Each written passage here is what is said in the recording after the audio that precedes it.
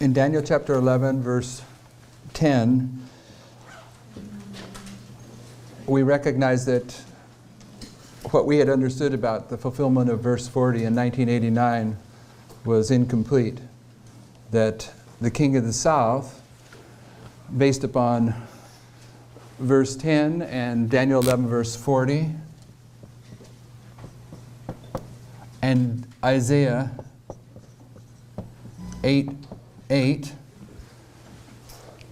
that in these verses, 3 verses that illustrate a war between the king of the south and the king of the north, which the king of the north wins in all 3 of these verses, that the king of the north is going to overflow and pass over, although it's expressed a little bit different in each of the 3 verses, it's identical in the Hebrew, that in 2 of those 3 verses, the king of the north comes up to the neck or just up to the fortress, thus allowing us to recognize that in verse 40, where that isn't really addressed, that when he overflows the countries, that it's speaking about the taking away of the countries that made up the Soviet bloc.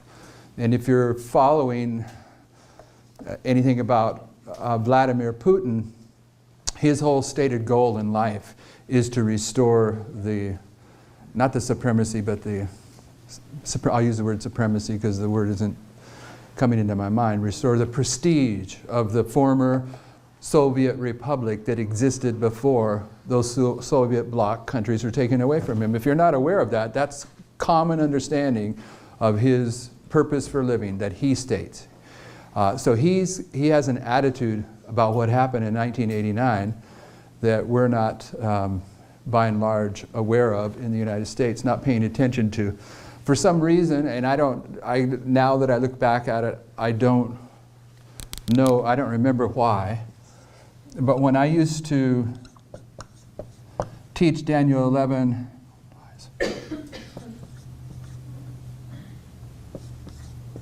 40 to 45, there was a book that I used to use. I don't remember why I used it now, but I recently rediscovered it in my bookcase, and all the pages that I used to go to and refer to are still marked. I had these little tabs in them. But it was written by a former KGB official from the Soviet Union, and it was endorsed by a bunch of diplomats from the United States and England, saying that this guy was accurate in what he was saying. And the book is divided up in 2 parts. First part of the book is arguing that the KGB, of which Putin is a KGB guy, that the KGB officers are trained with the book The Art of War, which is an old Chinese book on warfare. And the basic, there's lots of different, if you've ever read The Art of War, it's a real small book, and it has a handful of chapters, probably 15 chapters. But they all boil down to their technique of warfare is, if you have an enemy that is a strong enemy, then what you do is you get his guard down, you become his friend, you get close to him, so that when he's not expecting it, you can cut his throat. That's the art of war. And the guy that wrote this book, the first half of the book, is explaining that is the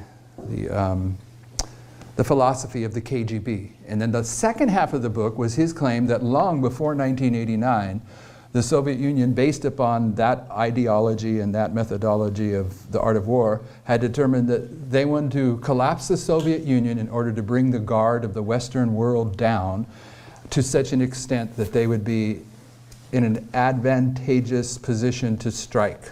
Okay, so don't really remember why I used to use that book, but I did use that book. But now it makes a lot of sense because look at what's going on in the world. Now, few of us have any great respect for this publication, all right? And this isn't anything I carry around, but a friend of mine here in this meeting, he pointed it out that over the past few years, some of the major issues in the political world in the United States that have been exposed by this magazine have been proved to be accurate. They're getting more credibility than some of the other rags that are out there. But this is from, where's the date on this thing?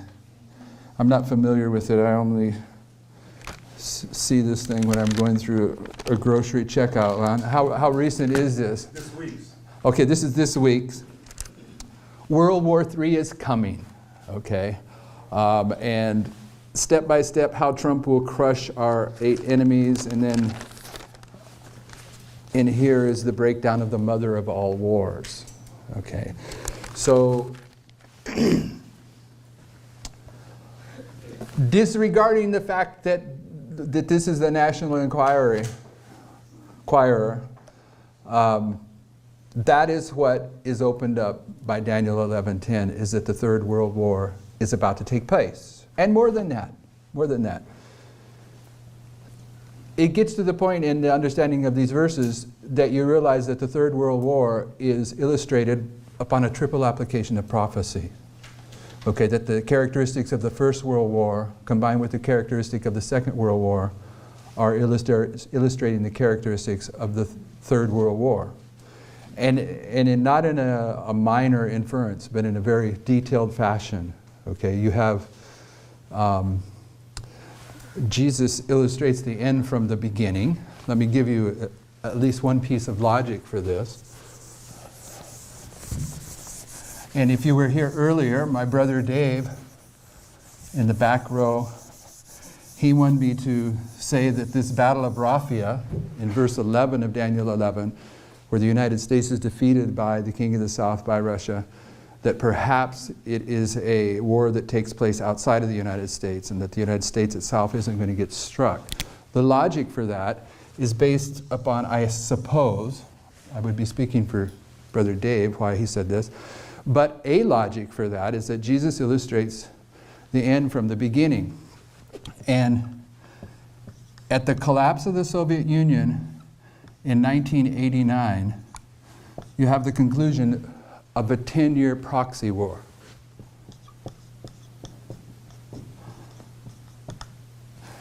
And this war is it's in Afghanistan. This is where the war is taking place.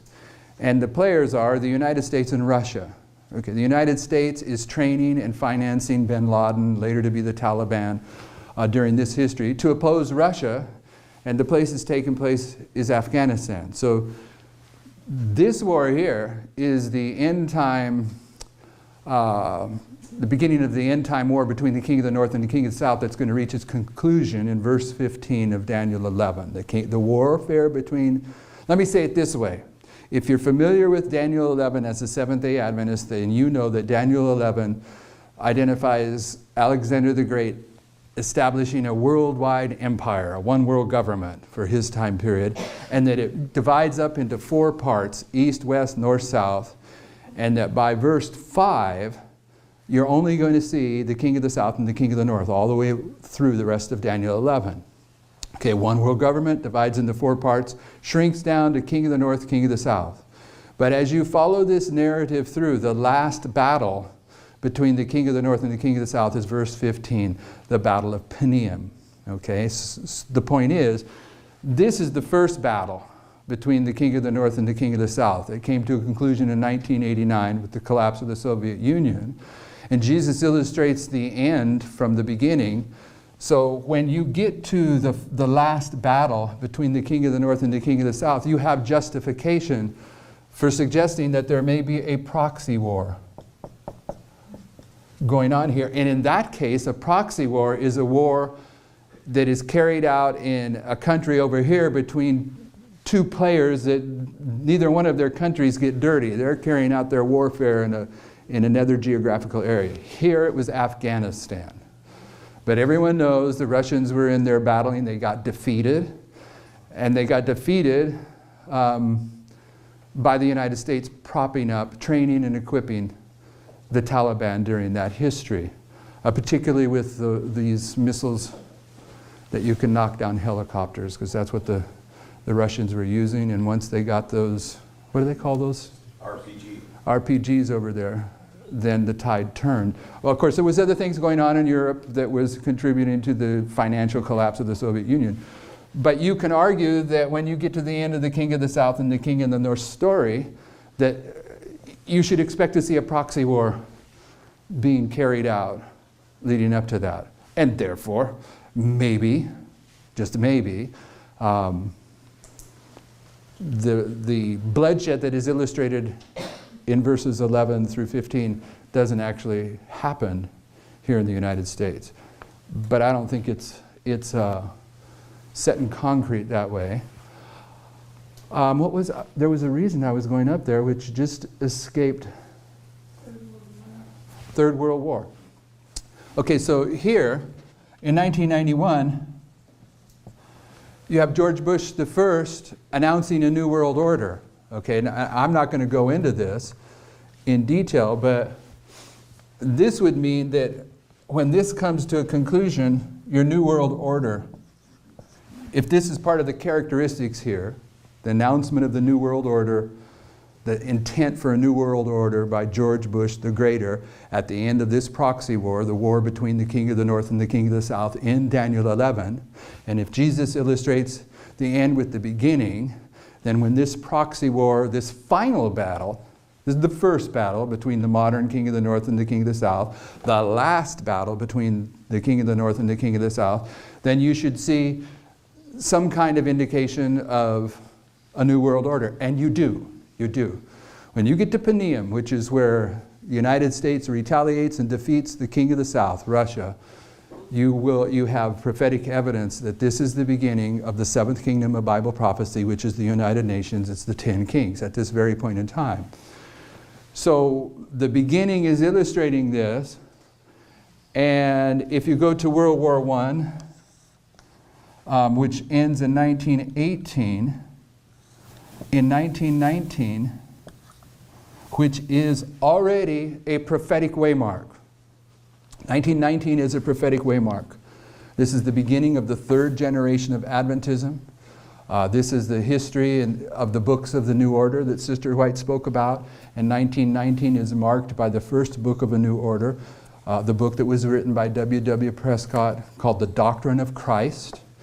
And this is where W.W. Prescott takes the entire prophetic message that's on that chart out of the Advent message. And if you go into the history of the 1919 Bible Conference, how many have heard of the 1919 Bible Conference? Okay, you've heard of it. How many of you have studied it? Okay, W.W. Prescott there is doing a presentation on his understanding of the Bible. That's the 1919 Bible Conference. And in his presentation, the delegates, the Adventist leadership that was there, they pretty much agreed that he was wrong, but they liked his presentation so well that even though they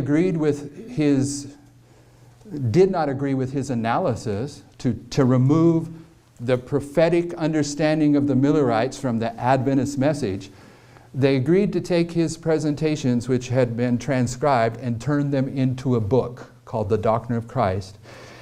But they protested one thing, and I'm only throwing this in here so you get what I mean. He wanted to remove the 2,300 days. He removed all the prophetic implications that the Millerites had come to understand, and he even wanted to take the 2,300 days, and they would not let him do that. Okay, but they let him take everything out. He gutted the Adventist message.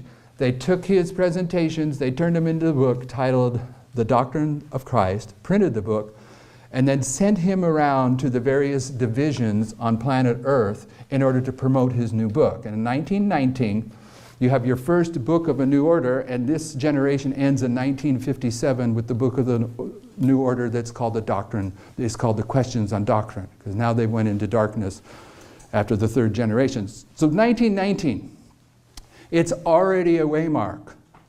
World War I ends here, and in 1919, what do we have in history? The external. We have the League of Nations is formed, okay? And the League of Nations is the first attempt to bring in the New World Order, okay? It's formed, but it doesn't last. The League of Nations doesn't last. And then you have World War II, and it ends in what year? 1945. And right at the end of World War, you got better light on that? Okay. At the end of the war, what started? In 1945? The United Nations.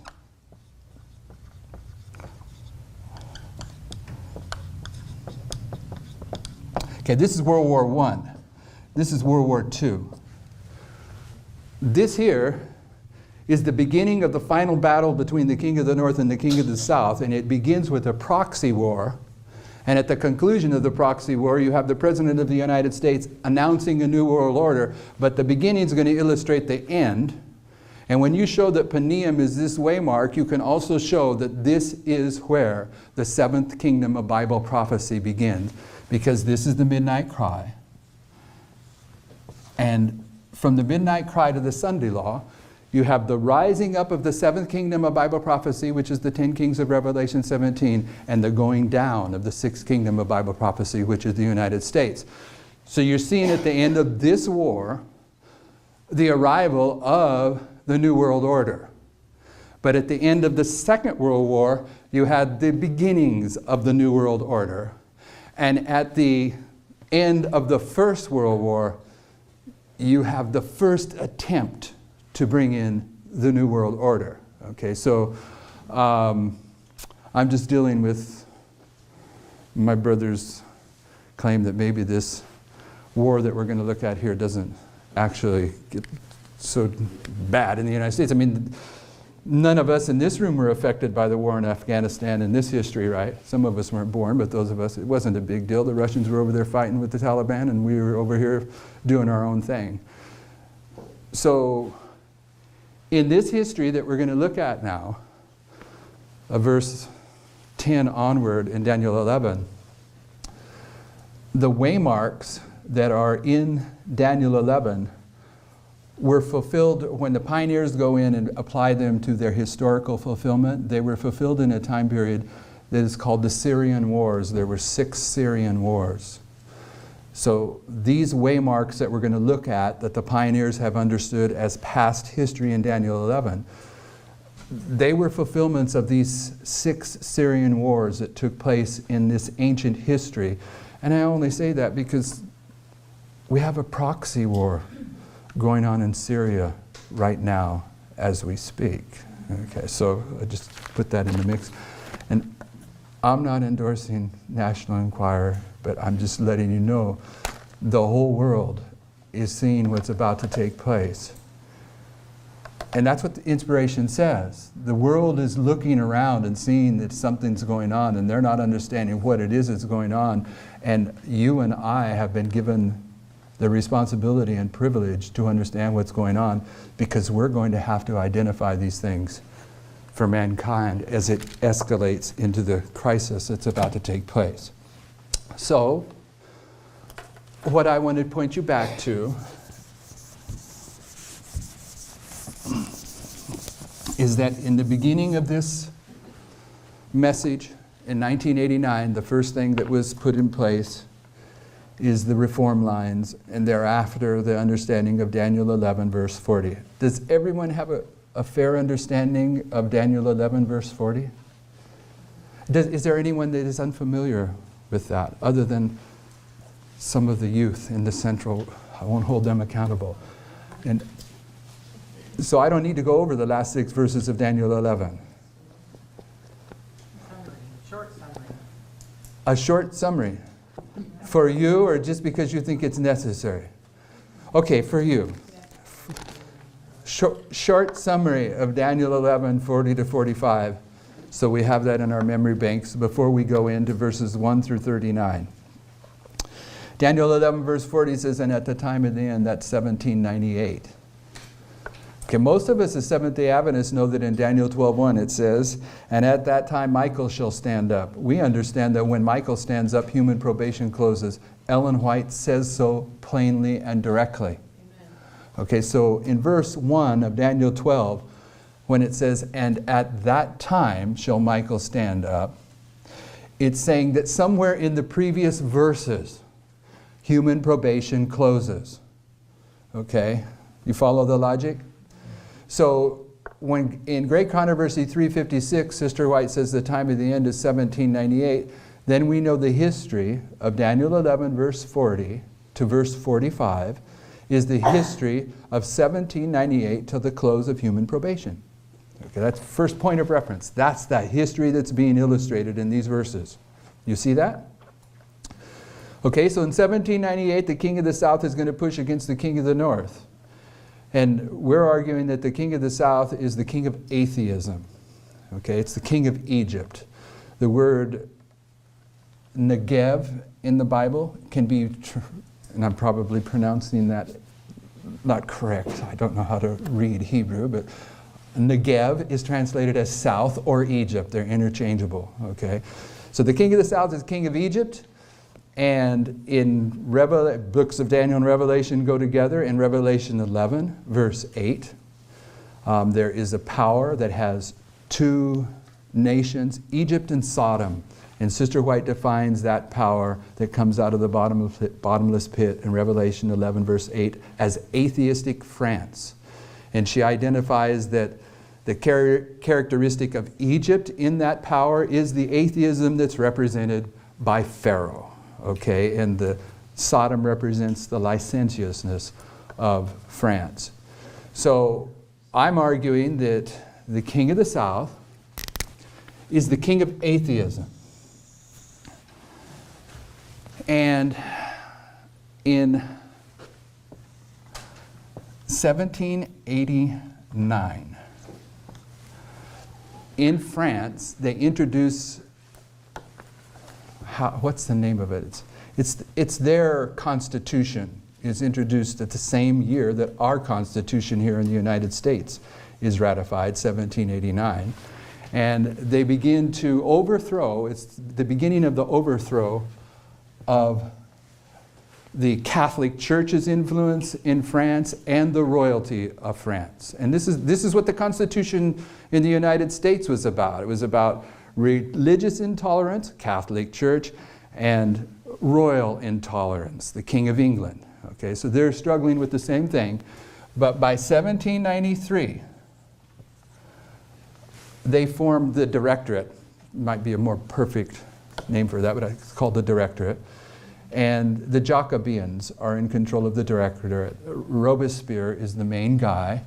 And in 1793, the royalty of France, King Louis XVI, has his head chopped off. Okay? And it happens on, I gotta learn, I think it's the 22nd. Is it July? Or is it January? It's January or July? It's the 21st? Okay. 1/21. 1793, King Louis XVI loses his head. And the royalty of France is gone, and the communists, the Jacobeans, Robespierre, is in charge. This is the beginning of the King of the South in Bible prophecy. Okay, this is where atheism takes control of France. Okay, but this is a fulfillment of 258 years, I hope, of rejection of light. France has been rejecting the light of the Protestant Reformation for 258 years. That would be 5, 3. For on January 21st, 1535, the first blood of a martyr in France is shed as they're resisting the light of the Protestant Reformation. And 258 years later, to the very day of the year, King Louis sheds his blood on the identical spot where this first martyr died. Okay, so this death of this king is in response to their rejecting the light of the Protestant Reformation. And Sister White nails this down in the Great Controversy. She speaks about this more than once in the Great Controversy. This is obviously a fulfillment of prophecy. Okay, so here you have a kingdom removed.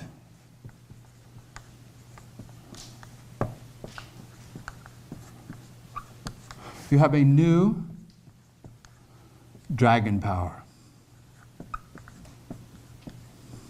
Because this is the arrival of Egypt. It's the arrival of atheistic France. Okay, the Jacobeans are in power. And you have, what do you have that's most significant to us, I think, this is where the reign of terror begins. Okay, so what this is the beginning of the king of the south. And what we're saying is, at the midnight cry, at the Battle of Pippenger in verse 15, we're heading that direction, you will have the end of the king of the south. That the United States is going to defeat the king of the south at the Battle of Pippenger in verse 15 of Daniel 11. And at that point, you have to have a kingdom removed. That kingdom will be Russia. Russia gets trounced at this point. You'll have a new dragon power, because at the midnight cry, this is the arrival of the final dragon power of the United Nations. And at the midnight cry, this is where in the United States you're going to see a civil war. You're going to see this country put into martial law and a dictatorship. Sister White says so. This is where slavery returns. Sister White says so. From the midnight cry to the Sunday law, the reign of terror that took place in France is repeated. Okay? Based upon that Jesus illustrates the end from the beginning of the king of the south, when the Jacobeans, the communists, execute the king of France, they become the new king. This is the arrival of Egypt in the history of the French Revolution. And they're not going to put, ultimately in this history, Napoleon Bonaparte's going to come into control. And what is he going to do in 1798? He's going to have his general deliver the deadly wound to the papacy, thus typifying, I'll put it over here, that in 1798, the leader of the two-horned power, who's the two-horned power here? France. Yes? Yes. This history here, this is atheistic France. It's Sodom and Egypt. The ruler of the two-horned power in this history is going to deliver the deadly wound, thus typifying the ruler of the two-horned power at the end of the world that isn't going to deliver the deadly wound. What's he going to do? He's going to heal the deadly wound. Okay, so you should see this if you want to, that Napoleon equals Trump. Okay. The opposite work, is it okay for prophetic symbols to produce opposites? Yes. Yes, okay. The first Elijah, they wanted to kill him. They couldn't kill him. He never died. The second Elijah, according to Christ, was John the Baptist. They wanted to kill him. They did kill him. But they're the same prophetic marker. They both had to deal with a threefold enemy. Elijah had to deal with Ahab, Jezebel, and the prophets of Baal. John the Baptist had to deal with Herod, Herodias, and Salome did the dance of deception that was typified by the dance of deception of the prophets of Baal at Carmel.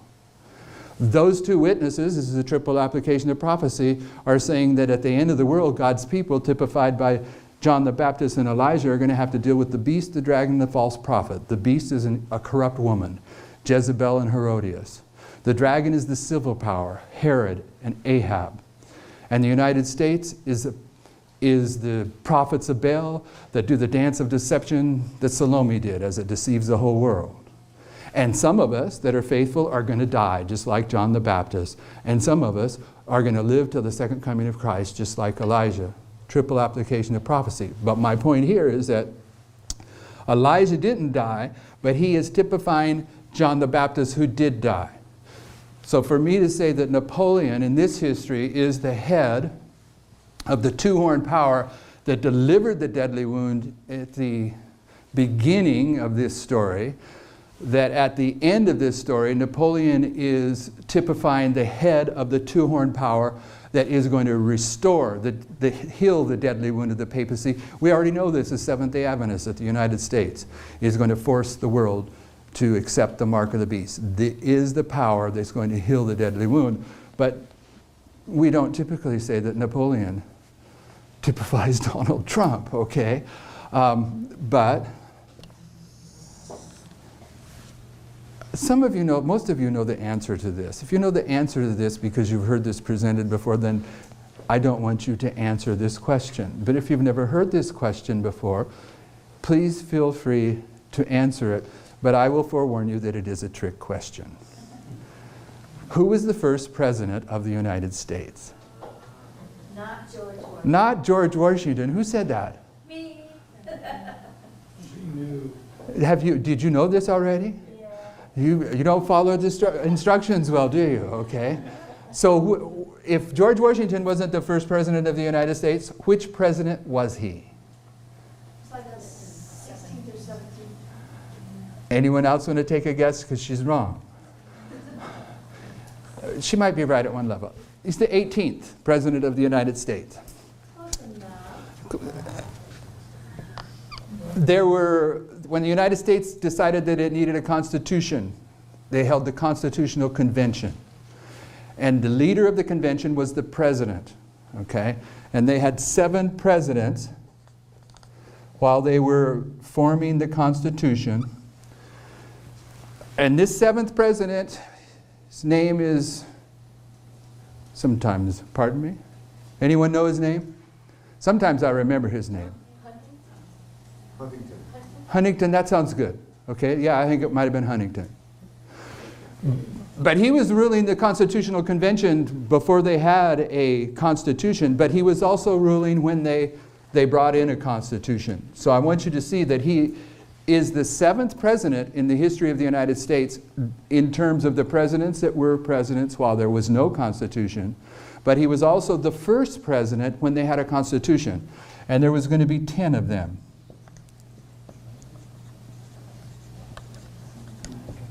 And the first constitution was called the Articles of Confederation. Articles of Confederation. And then there was 10 presidents that were functioning during this history when the Articles of Confederation are operating. And it leads you to 1789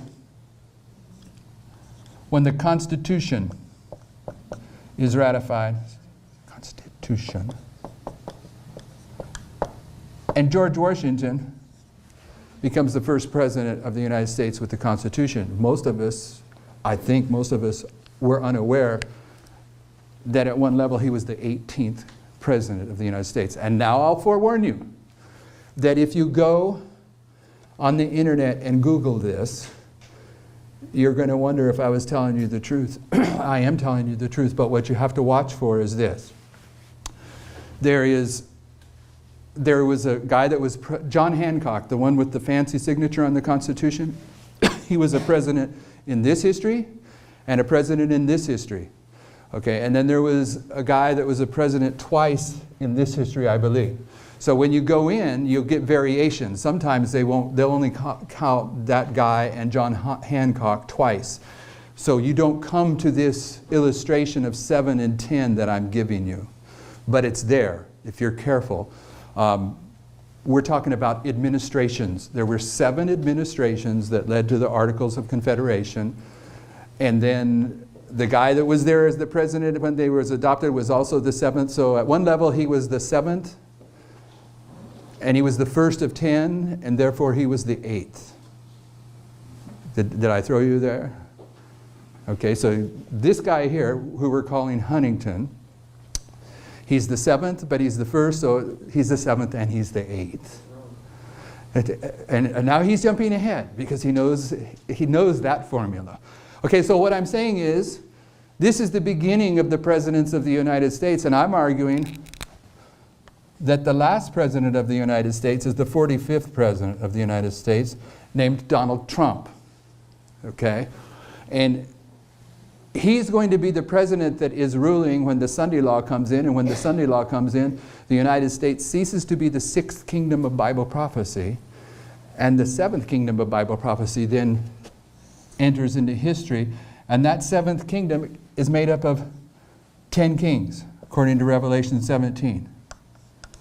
But in Revelation 17, these 10 kings are going to agree, let's go to Revelation 17, to give their kingdom unto the beast for 1 hour. In Revelation 17, verse 17, 17:17. It says, "For God hath put it in their hearts to fulfill his will and to agree to give their kingdom unto the beast until the words of God shall be fulfilled." Okay, so when they give their kingdom, this here is the history of the United States. First president to last president. The United States is the sixth kingdom of Bible prophecy. How many understand the United States is the sixth kingdom of Bible prophecy? Raise your hand high. Okay, how many understand where you establish that truth from? Where do we establish that the United States is the sixth kingdom of Bible prophecy? Revelation 17. Okay, in verse 3 of Revelation 17, John is carried away into the wilderness. And in Revelation 12, verse 6 and verse 14, giving you two witnesses, the wilderness is defined as the 1260 years of papal rule. So in verse 3 of Revelation 17, when John is carried away to the wilderness, he's carried away to the dark ages. But in verses 4 and 5, when John is carried into the future, is it okay for a prophet to be carried into the future? Did Ellen White ever see the earth made new? She's carried into the future. When John's carried into the future in Revelation 17, he's carried into the dark ages because he's carried into the wilderness, and Revelation 12 defines the wilderness as the 1260 years. But he's at a certain point in the wilderness, because when he's carried into the wilderness, he sees the woman sitting upon a beast, and she's drunken with the blood of the saints. And on her forehead, it's Mystery Babylon, mother of harlots. So he's carried into the history of the 1260 years, where the papacy has already accomplished the martyrdom, because she's already drunk. Do you get drunk before you drink or after you drink? So she's already did the martyrdom. She's drunk with the blood of the saints, and the Bible and Spirit of Prophecy teach us that the persecution ended 25 years before 1798, which would be what? 1773, right? Is that what it is? Okay, the martyrdom's end. She's drunk with the blood of the saints, and some of the Protestant churches that have broken away from Rome have already returned to her, because she's called the mother of harlots, and to be a mother you have to have daughters, you have to have children. Okay, so he's carried right to the very end of the 1260 years, and if you don't have that in your understanding, then when you come to verse 9 of Revelation 17, and that's where I want you to go to. Verse 9 says, "And here is the mind which hath wisdom. The 7 heads are 7 mountains on which the woman sitteth. And there are 7 kings. 5 are fallen." John's carried to 1798. The woman's already drunk with the blood of martyrdom. These kings are kingdoms. 5 have already fallen. Babylon, Medo-Persia, Greece, pagan Rome, papal Rome. One is. This is 1798. What kingdom in Bible prophecy is in 1798? It's the United States of America. It is the 6th kingdom of Bible prophecy. Okay, one is yet to come. And when it comes, it shall continue a short space. Verse 11, "And the beast that was and is not, even he is the 8th, and is of the 7, and goeth into perdition." Who's the beast that was and is not? It's papal Rome, based upon Revelation 17. We haven't went into it, but you don't need to go into it.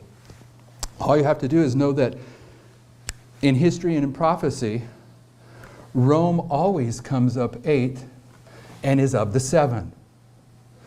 Okay, the kingdoms of history, whether you know this or not, it's Assyria. This is the kingdoms of history. These are the kingdoms of prophecy.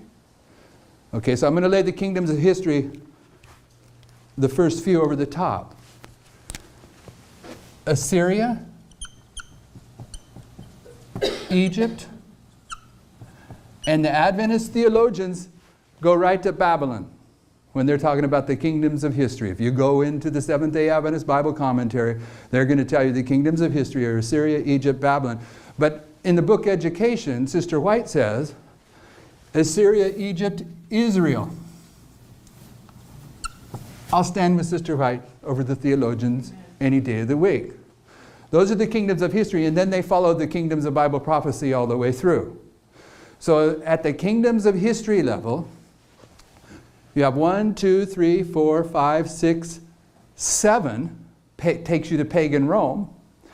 8 takes you to papal Rome. Because Rome always comes up 8 and is of the 7. That's in history. But in Daniel chapter 7, you have pagan Rome disintegrating into 10 kingdoms. You all know this, right?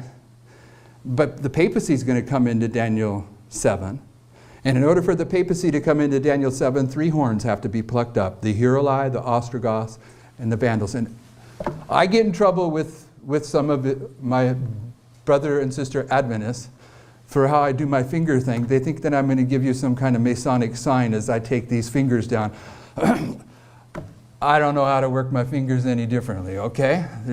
Rome divides into 10 kingdoms. The Heruli, the Ostrogoths, and the Vandals are removed, leaving 7 kingdoms. But the reason those 3 kingdoms were plucked up is so the stout horn of the papacy would come up. So in the story of Daniel 7, you have 10 kingdoms. You remove the 3, that leaves you with 7. And who comes up next is papal Rome, the little horn. He's 8, and he's of the 7. Because the papacy came out of one of those 7 nations. It came out of Italy. Rome always comes up 8 and is of the 7. And in Daniel chapter 8, you have the Medes and the Persians symbolized by a ram that has how many horns? 2 horns. And it's followed by the goat of Greece that has how many horns initially? 1 horn. Right? The goat has 1 horn. And he's going to, with collar, he's going to crash into the goat, and that horn's going to get broken. And how many horns are going to come up in its place? 4 horns. So in Daniel 8, you have 7 horns. It takes you to verse 9 of Daniel 8. And in verse 9, you have a little horn that comes up. Okay, and that little horn is both pagan and papal Rome. But in Daniel 8, Rome comes up 8 and is of the 7. In Daniel 7, Rome comes up 8 and is of the 7. In history, Rome comes up 8 and is of the 7. In Revelation 17, 5 have fallen: Babylon, Medo-Persia, Greece, pagan Rome, papal Rome. 1 is the United States, which is the false prophet of Bible prophecy. The 10 kings, Testimonies to Ministers, page 38. Kings, governors, and rulers have taken upon themselves the brand of Antichrist and are represented as the dragon. Okay, the United Nations, these globalists, these 10 kings are yet future to 1798, because John is carried to 1798. They have not yet come, and when they come, they're going to continue a short space. But in verse 17, they're going to agree to give their kingdom to the beast that was and is not. Even he is the 8th. And what is, I'm saying this is the United Nations, I'm saying this is the dragon. I'm saying this is Rome, because Rome always comes up 8th and is of the 7. This is modern Rome. This is the beast. And what does the number 8 represent? Well, one thing it represents is resurrection. Jesus was resurrected on the 8th day. I know people have a problem with that, but we're talking prophetically. The resurrection is typified by baptism, right? When we're baptized into his death, we're resurrected into his life. And Paul uses the story of Noah and the ark as a symbol of baptism. How many people were baptized into the flood and resurrected into the earth made new in their history? 8 people. The baptism, the act of baptism, is the Christian ceremony, I guess the way to say it, that replaced what for the Jews? Circumcision. So circumcision's got to represent resurrection too. And how many days into a young boy's life was it that he was circumcised? 8. The 8th kingdom it's of the seven, and of these seven kingdoms, which of them received a deadly wound? Because this is the one that's got to get resurrected. This one received the deadly wound. Here's his resurrection. And though these are kingdoms sequentially in history, these three kingdoms here that are mentioned in Revelation 17 are actually the story on how the final kingdom of Bible prophecy comes together, the kingdom of the beast, the dragon, and the false prophet. So these are each an element of the final kingdom, which is the sixth kingdom. So the USA is part of the sixth kingdom, the United Nations is part of the sixth kingdom, and the papacy is part of the sixth kingdom. This is the kingdom of 666. Okay, so they're going to agree here to give their kingdom to the papacy for 1 hour, Revelation 17:17. They're going to take the seventh kingdom. This is the seventh kingdom here. This is the sixth kingdom here. And the eighth kingdom is going to come in here. And the eighth kingdom is the threefold union of the beast, dragon, and false prophet. And I went through all that so that you can see in the beginning here of the history of the United States, it's illustrating the end of the history of the United States. That in the first 7 presidents, this 7th president is also the 8th president at one level. Because the 8th is of the 7. But in this chiastic structure, down here, if you take these 3 entities, the beast, the dragon, and the false prophet, from these 10, what's 3 from 10? 7. Okay, now this 7 here, and I hope I'm not giving you too much information, but these 10 kings agree to give them their kingdom unto the beast for how long? 1 hour.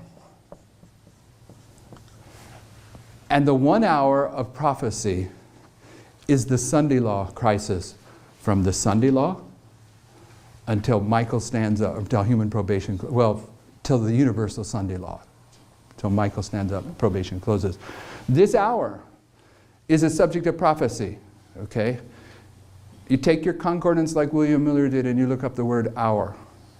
And you're going to find there's only one book in the Old Testament that has the word hour in it, and it's the book of Daniel. And every time the word hour is mentioned in the book of Daniel, it's representing the Sunday law crisis. And in the New Testament, if you look up the word hour, you're going to find that it corresponds to the Sunday law crisis.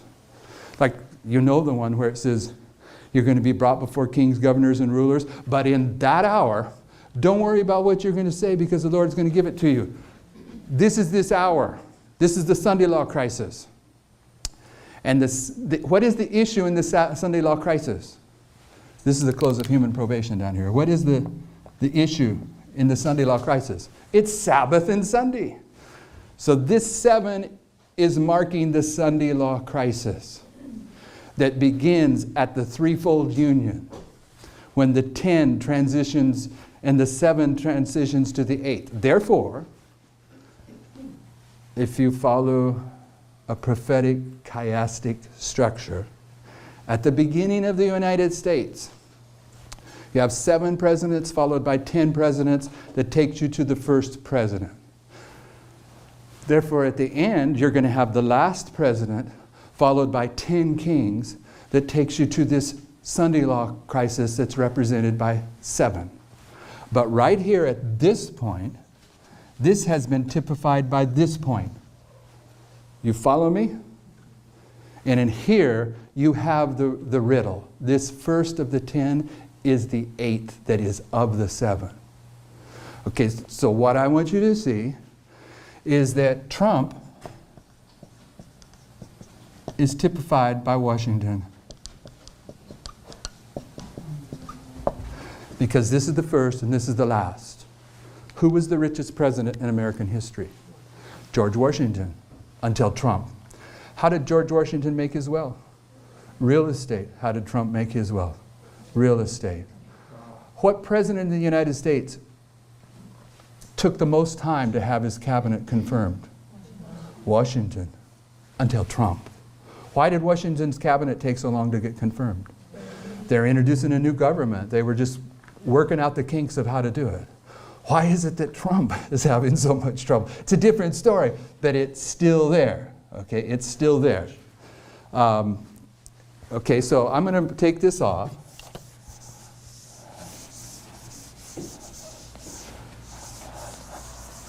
You're wondering why I'm doing this, right? I'm going to give you some points of reference about end-time Bible prophecy before we go into these verses, because we want to draw on the French Revolution and the presidents of the United States. How many are aware that Sister White says a civil war is going to take place in the United States?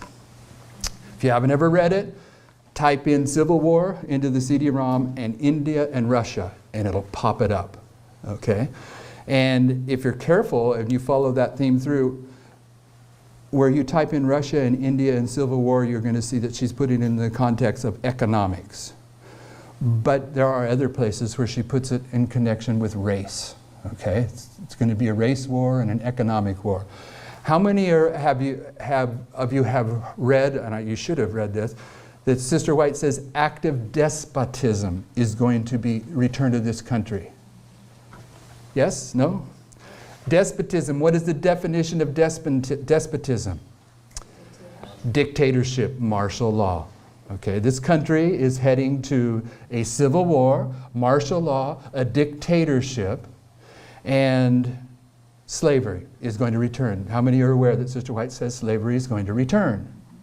Okay, so Trump here, although if you're into politics, you might argue that Trump isn't really a Republican, but he is a Republican, okay? He's a Republican, even though some of the Republicans would argue that he's not, okay? But who was the first Republican president? Lincoln. How do you spell Lincoln?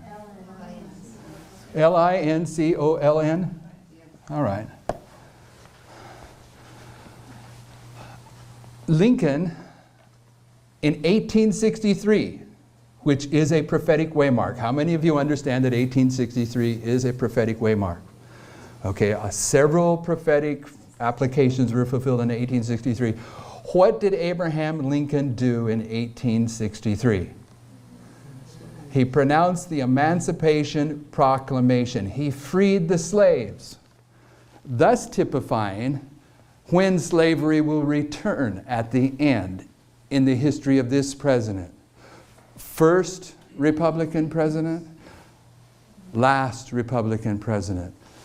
Did Abraham Lincoln suspend I think it's suspend habeas corpus and institute martial law during the Civil War? The answer is yes, he did. Whether you know that or not, that's going to happen in this president's time period. What about, how did he come to his end? Who did it? Catholics more accurate than John Wilkes Booth, even though it was John Wilkes Booth, it was the Jesuits that did it, okay? Who's going to conquer the United States? The Catholics. Okay, so because he's the first Republican, last Republican, because the Civil War, slavery are both elements of these two presidents, Lincoln is illustrating Trump. If you followed the logic, and it hasn't been proved to you, but if you followed the logic, who was the president during World War I? Wilson. Okay. If Trump is the president during the Third World War, then Trump has been typified by Franklin Roosevelt and Woodrow Wilson. He's been typified by Abraham Lincoln. He's been typified by George Washington and Napoleon Bonaparte.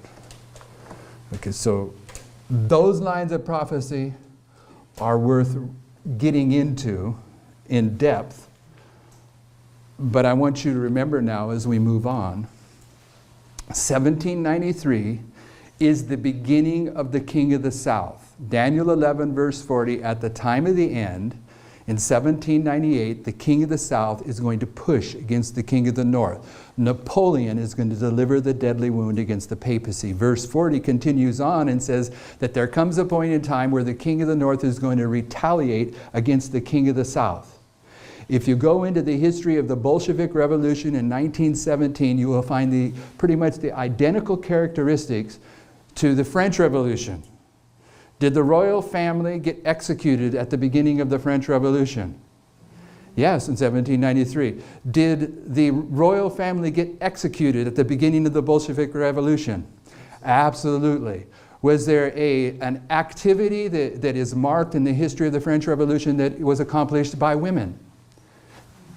Absolutely. The bread revolt, when the women of Paris marched to Versailles to confront King Louis about the poverty and his elitism, okay? And this, from that point on, he knew he was in trouble and he tried to escape. And when they caught him trying to escape, then they brought him to Paris and he never left Paris again. It was the bread revolt involving the women that got him isolated in Paris where he couldn't get away.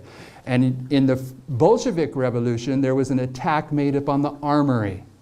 That was a significant event in the Bolshevik Revolution. And the only way the armory got defended and protected, which was part of that history, was that there was a garrison of women soldiers there that defended that attack. So you have women in both histories. You have the revolution itself in both history. You have the institution of communism in both histories. You have, there was one other thing, the royal family getting executed in both histories. Was there a bloodbath that followed the Bolshevik Revolution? Yeah, we sometimes miss that more people were murdered by Lenin and Stalin than Hitler came close to. Okay, it was a bloodbath. So 1793, the beginning of the King of the South, is typifying the end of the King of the South, which we're going to deal with in Paneum. And these characteristics need to be factored in. We need to know who Trump is. He's the 45th president, the last president of the United States. And in 1989, through an alliance between the United States and the Vatican, the King of the South here was swept away, and we understood that that included Russia. But here recently, based upon verse 10 of Daniel 11, we've come to understand that Russia was still standing. In verse 41, the King of the North, who's on his march in Daniel 11, 40 to 41, he now enters into glorious land. This was always the big argument. Is the glorious land the Seventh-day Adventist Church, or is it the United States of America? United States. United States. The word glorious means in sense of prominence. The people will argue this, that in verse 45 you have the glorious holy mountain, and you can show in scriptures that the glorious holy mountain is God's church. But the glorious holy mountain in verse 45 is different than a glorious land. Is a land different than a mountain? Is Daniel careless when he's writing, or does he say land on purpose and mountain on purpose in verse 41 and verse 45 respectively? So what is the most prominent land in the world at the end of the world? It's the United States. It is the glorious land. In verse 41, the King of the North is going to enter into the glorious land, and many shall be overthrown. Who's overthrown at the Sunday law in the United States? Seventh-day Adventist Church. Because Sister White's clear. You don't receive the mark of the beast until you've been presented with the light on Sabbath and Sunday. When the Sunday law arrives, this is when the 11th hour workers are going to be held accountable from that point on for the light of Sabbath and Sunday. But they're not held accountable before the Sunday law crisis. Who's held accountable? You and I. When we come to that crisis, if we haven't prepared a character for the seal of God, we're going to be overthrown. But these shall escape out of his hand, even Edom, Moab, and the chief of the children of Ammon. In verse 41, there is a threefold group of people that are going to escape the hand of the papacy, while the United States is clasping the hand of the papacy, and while those Seventh-day Adventists that have prepared for the mark of the beast are taking the hand of the papacy. There are three entities that escape the hand of the papacy in Daniel 11, verse 41. And this word escape in verse 41 is a different Hebrew word that you find in verse 42. In verse 42, you'll find the word escape. There are two different Hebrew words. In verse 42, it means finding no deliverance. Because in verse 42, when Egypt is conquered, there's going to be no deliverance. But in verse 41, this word, Hebrew word translated as escape, means escape as if by slipperiness. It is as when you reach into a bathtub to pick up that bar of soap, you grasp it, but it slips out of your hand. And the most essential part of that Hebrew definition is the fact that what escapes from your hand has been in your hand. So these people in verse 41 that are escaping the hand of the papacy at the very time that the United States is taking the hand of the papacy are people that have been in the control or in the hand of the papacy up to the Sunday law in the United States. And the message at the Sunday law in the United States is come out of Babylon. And Babylon at the end of the world is three parts: the beast, the dragon, and the false prophet. Daniel expresses the threefold nature of modern Babylon as Edom, Moab, and the chief of the children of Ammon, and they begin to escape the hand of the papacy in verse 41. The first obstacle for the papacy to conquer is the king of the south, 1989. The second obstacle for the papacy to conquer is the United States, yet future. The third is Egypt. Verse 42, he shall stretch forth his hand upon the countries. Egypt in this verse 42 and 43 represents the world. This is the third obstacle for the papacy. This is where the whole world is taken under his control. Then in verse 42, tidings out of the east and the north are going to trouble the papacy. The tidings out of the east and the north is the tidings of the message that's represented by east, and the message that's represented by north. And the message in the scriptures that's represented by north is the story of the king of the north in Daniel 11, and his work in attempting to counterfeit the true king of the north. Who's the true king of the north? Christ is the true king of the north. Okay, he's in Lucifer in Isaiah 14. Is it Isaiah 14? Or is it Ezekiel? He wants to set himself upon the throne upon the sides of the north. And the sides of the north in Psalm 48 is Zion. It's Jerusalem. God's religious throne is the sides of the north. The true king of the north is Christ. The papacy is attempting to counterfeit Christ. The message about the king of the north in Daniel 11 is exposing who and what the papacy is doing at the end of the world. Tidings out of the east and out of the north are going to trouble the papacy. Therefore he shall go forth with great fury to destroy and utterly make away many. This is the martyrdom that takes place. Maranatha, page 199, Sister White says there will be many martyrs. And the message of the east is the message of Islam.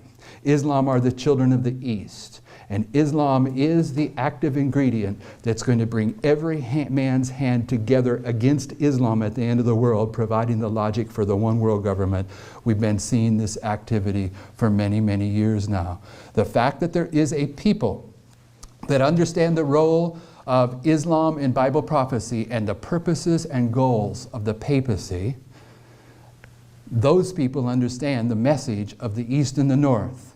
And that message, the tidings out of the east and the north, is going to trouble the papacy in verse 44. And he's therefore going to begin a persecution against them that is the bloodbath, the second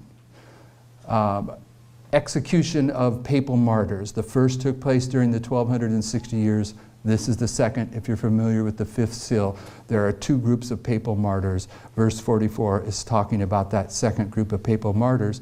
And verse 45 says, and he shall plant the tabernacles of his palace. And the word tabernacles is referencing a church, the tabernacle in the wilderness, a palace, state. The issue of church-state with the papacy, he shall plant the church-state issue between two entities, the seas, which Revelation 17 tells us the people of the world, and the glorious holy mountain, which Isaiah 2 tells us is God's church. The papacy is going to place itself between God's church, the glorious holy mountain, and the intended audience, the seas, the people of the world, to prevent the message of the east and the north reaching those people that they might be saved. Yet he shall come to his end, and none shall help. That's the basic overview of the last 6 verses of Daniel 11 that Sister Kathy and Brother Brian wanted to put in place. So we have that in place now. This here is verse 40. Okay, we're living in the history of verse 40. The Sunday law, verse 41 begins. And when we come back the next time, we will start into these verses in Daniel 1 through 39 and try to show you, well, I don't even know how much time I have. How much time do I have? All day. No, for lunch. You're an hour and 5 minutes right now. Every time I ask, I'm an hour and 5 minutes, okay? I've got 65 down pat. Let me do this. Go to Daniel 11 with me, and I'll walk you through the lines. What do I mean by the lines? I mean that these various verses are going to produce historical lines that you are required to bring into the template. And what is the template that you're supposed to bring these lines into in order to square them up? It's the last 6 verses of Daniel 11. Probably the most important quote in the spirit of prophecy on Daniel 11 is manuscript releases, volume 13, 395. I could be wrong on that. I think I have it in my notes. I'll check it out for you. But it's the passage where Sister White says, the 11th of Daniel has nearly reached its complete fulfillment. Much of the prophecy that's taken place much of the history that's taken place in fulfillment of this prophecy will be repeated. In the 30th verse, and she quotes verses 30 to 36, and after she finishes quoting verse 36, she says, scenes similar to those described in these words will take place. So she's saying, when the final fulfillment of Daniel 11 takes place, that much of the history that's taken place in the first 39 verses is going to be repeated. And these first 39 verses are lines. And as a student of prophecy, you've got to determine when the line starts, when it ends, and where it fits in. Okay, so in Daniel 11 verse 1, Daniel 11 verse 1 says, in the 3rd year of Cyrus,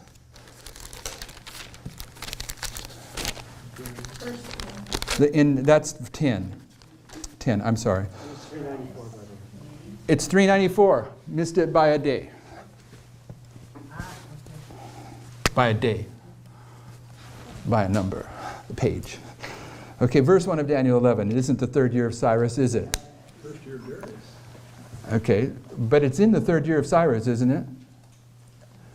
Okay, just so we're clear, I blew that, but I didn't blow it. Where does this vision begin?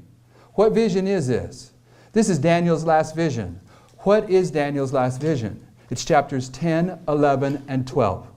It's one vision. No chapter divisions for Daniel. King James translators made those chapter divisions. And this vision begins in Daniel 10:1. Go to Daniel 10:1. It says, in the 3rd year of Cyrus, king of Persia.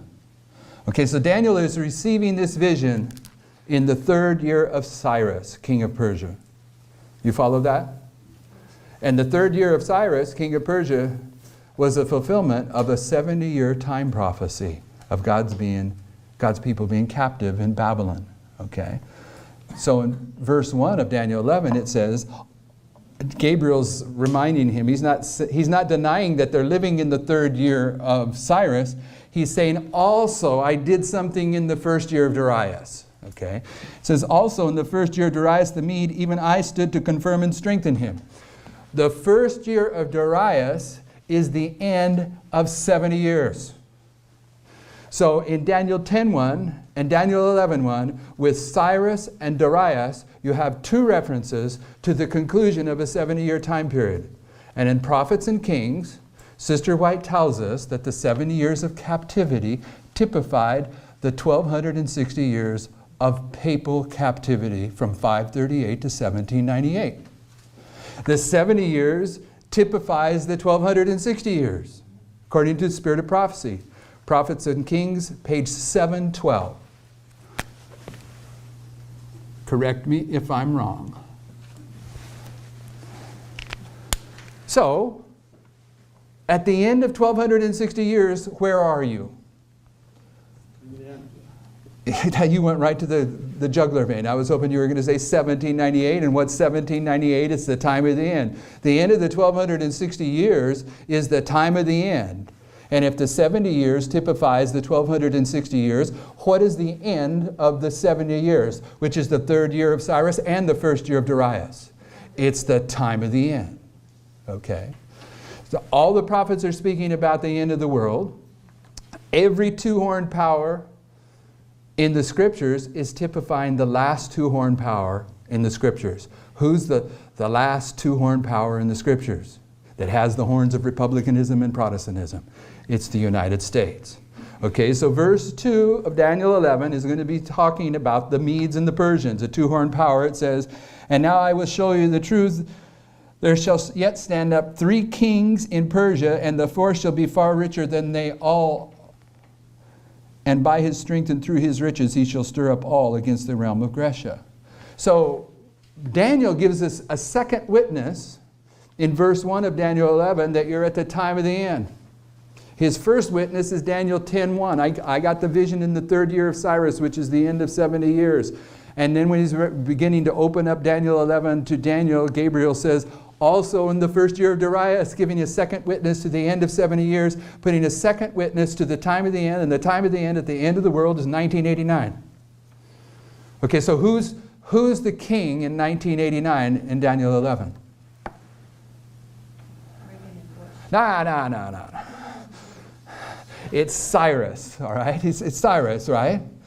Okay, and so in the time of Cyrus, verse 2 says, there shall yet 3 kings stand up after Cyrus, and the fourth shall be far richer than they all are. Now, in Daniel 10, the 3rd year of Cyrus, who's he typifying? Who said Reagan and Bush? That was Sister Peggy, okay. So in 1989, do we have 2 kings? Do we have 2 presidents? Yes. You need to understand that. First time you think about it, you think, well, do we really? In 1989, was there 2 presidents? And yes, there was. Okay, because Reagan reigns until the 19th of January, and George Bush the Greater signs in on the 20th of January 1989. So he's Cyrus. Okay, yet 3 kings are going to stand up after Cyrus, after George Bush the Greater. Clinton, Bush the Lesser, Obama, and the fourth shall be far richer than they all are. And he's going to stir up the realm of Gracia, whoever that guy is. Whoever the 4th president after George Bush the first is, he's going to stir up everyone against Greece. Okay, that's a line that needs to be dealt with. Verse 1 is identifying the time of the end. Verse 2 is the line that shows you the presidents of the United States. Verse 3 and 4, because of time, is talking about the 7th kingdom of Bible prophecy. A mighty king is going to stand up. This is the United Nations. This is the 7th kingdom of Bible prophecy. Okay, verse 5 through 9 then begins to, well, no. Verse 5 is identifying I won't do it. I'll do it next time. It's identifying how the 4-fold kingdom of Alexander the Great, from north, south, east, west, turns historically into 2 kingdoms, north and south. But it does so by a general of the king of the south. The king of the south is Ptolemy, and he has a general, Antiochus. And Antiochus is going to break away from Ptolemy, the king of Egypt, the king of the south, and he's going to go conquer the east. Then he's going to go across and conquer the west, Antiochus. Then he's going to conquer the 3rd obstacle, the north. And in so doing, he becomes the king of the north. He becomes the king of the north that has conquered 3 obstacles. And the king of the north in the scriptures that conquers 3 obstacles to take his position is the papacy that has 3 horns removed. And verse 4, is it? Verse 5 is identifying 538, when the 3rd horn is plucked up. So it's typifying the role of the papacy. In verses 6 through 9, then is going to describe the history of 538 to 1798, when the deadly wound is delivered by atheistic France against the papacy. Verse 10 is going to identify when the king of the north retaliates. This is Daniel 11, verse 40, when the military arm of the papacy, the chariot, ships, and horsemen, military and economic strength, the United States, sweeps away the Soviet Union, but now we know leaves Russia standing in verse 10. And verse 11 and 12 is going to describe the Battle of Raphia. And in the Battle of Raphia, which is a line unto itself, the king of the south unexpectedly defeats the king of the north, turning the whole world upside down. No one thought that the king of the south was going to have the ability to defeat the king of the north, typifying that no one expects in reality that Russia has the ways and means to defeat the United States, but it's going to.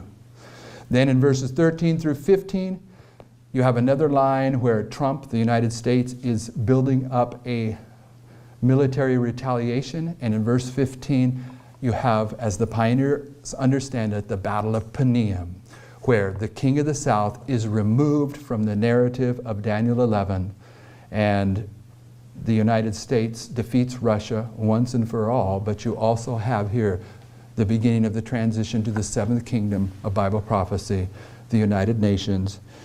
And in verse 16, you have the Sunday law in the United States. We will show you that. That's verse 16 is typifying verse 41 of Daniel 11. And then verse 16 through 22 is giving you a second witness within Daniel 11 of the last four presidents of the United States. Pompey is typifying Clinton. Julius Caesar is typifying Bush II. Augustus Caesar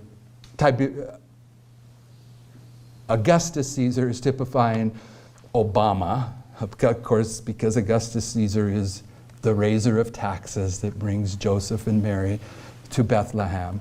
And I think we all understand that Obama, among other things, is a classic raiser of taxes. And then Tiberius, the vile man of Bible prophecy, the man that only drank one time, and the historians say, when he first took his first drink, he continued to drink till the day he died, so he only drank one time. He's typifying the 45th President of the United States that has never drank in his life, but who is a vile person. And Tiberius, that fourth Roman ruler, historically was a vile person, period. But it is interesting to note that the Hebrew that is translated as vile in that verse actually means despised. So you do not have to identify Trump as a vile person, because technically the word is despised. And to me, I think there's more evidence that he's a despised person than that he's a vile person at this point. But brothers and sisters, he's going to be a very vile person in the very near future, because he's going to implement martial law, and he's going to be the one that forces the world to accept the mark of the beast through the power and authority of the United States. So don't fool yourselves if you have those tendencies to lean towards the Republican approach to things, because this is the end of the world, and Christ is ending his judgment of mankind, and all we can look forward to now is such a crisis that in one place Sister White says no human pen can describe the magnitude of the ordeal that we're about to enter into. Those political leaders that are closing their probation on the wrong side of the issue, they're not going to do any of us any favors. Then in verse 23, you have the league with the Jews. And the league with the Jews, Uriah Smith will tell you that in the sequence of these verses, it drops back. Tiberius Caesar, the fourth Roman ruler, in verse 22, takes you to the time of the cross. This is what allows you to mark Tiberius as typifying Trump, because the cross typifies the Sunday law. Okay, but verse 23, it takes you back to 200 BC, which is almost 250 years before the cross. And Uriah Smith tells us the League of the Jews here in verse 23 goes back into history. So you have to make a break in verse 23 and go backwards. It's another line. And in verse 24 through 29, that line continues, and it tells us about the dynamics that take place from the Battle of Raphia in verse 11 to the Battle of Peniam in verse 15. And then in verse 29 through 36, you have the rise of the papacy in 538 through 1798, thus identifying the rise of the papacy at the end of the world. Verse 37 and 38, verse 37, 38, 39, drop back a little bit before 1798 historically, but we'll have to deal with that. That's a little bit too complex, but 37, 38, it's too complex for me to summarize. 37 through 39 is another line you have to look at. Okay, that's what we'll be doing the rest, Lord willing, the rest of this afternoon.